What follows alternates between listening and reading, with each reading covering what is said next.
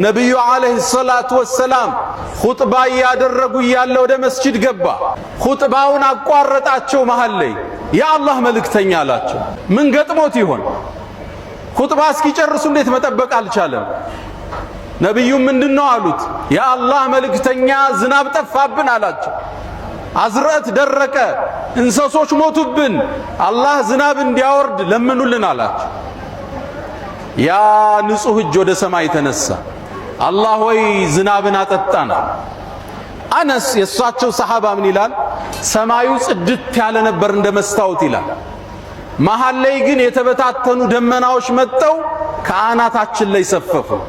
እየሰፋ ደመናው መሄድ ጀመረ፣ እየተለጠጠ መሄድ ጀመረ።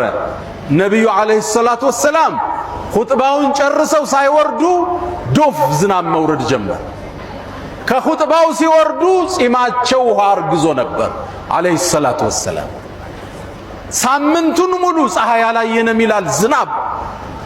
በሳምንቱ ነብዩ አለይሂ ሰላቱ ወሰላም ኹጥባ ሊያደርጉ ወደ ሚንበር ሲወጡ ያ ግለሰብ አሁንም ወደ መስጂድ ገባ። ያ አላህ መልእክተኛ አላቸው። አሁንስ ምን ገጥሞት ይሆን? ያ አላህ መልእክተኛ ዝናቡ ገደለን አላቸው።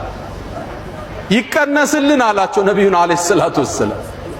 ነብዩም አለይሂ ሰላቱ ወሰላም እጃቸውን አነሱ። ዝናብ መልስልን አይባልም፣ ጸጋ ነው ዝናብ። ከዛም አላህ ወይ ሐዋለይና ላ ዐለይና፣ እኛ ላይ አታርገው፣ ከተማው ላይ በዙሪያችን አድርገው አሉ። በተራራው፣ በሸንተረሩ፣ በኮረብታው አዝርዕት በሚበቅልበት ቦታ ብቻ አውርድልን አሉ። አነስ አሁንም ዘገባው ምን ይላል?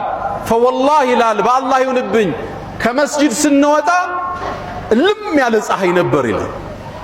ባለፈው ሲወጡ ፀሐይ ሆኖ ነበር፣ ዝናብ ነው፣ ዶፍ ዝናብ። አሁን ሲወጡ ዝናብ ነበረ፣ ቀትር ፀሐይ ሆኖ ወጡ ማለት ነው። ነብዩ አለይሂ ሰላቱ ወሰላም